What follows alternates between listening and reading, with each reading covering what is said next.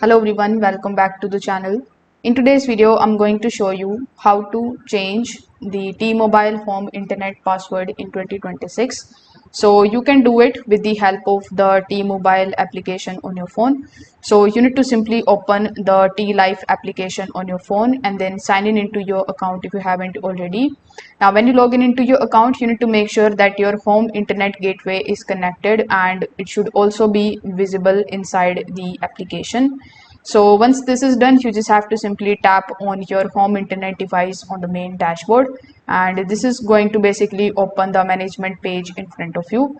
So inside the management page, you just have to look for the option of Wi-Fi or network setting, and here you will find the options relating to your wireless network, including the network name and the password. So you need to tap on your current Wi-Fi password and then you need to enter a new one. For better security, you can also create a password that combines the letters, numbers, and special characters while still being easy for you to remember.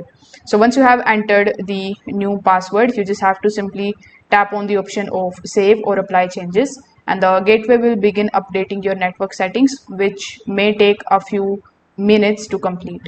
So that's how you can basically do it. If this video helped you out, make sure that you like this video and subscribe to the channel.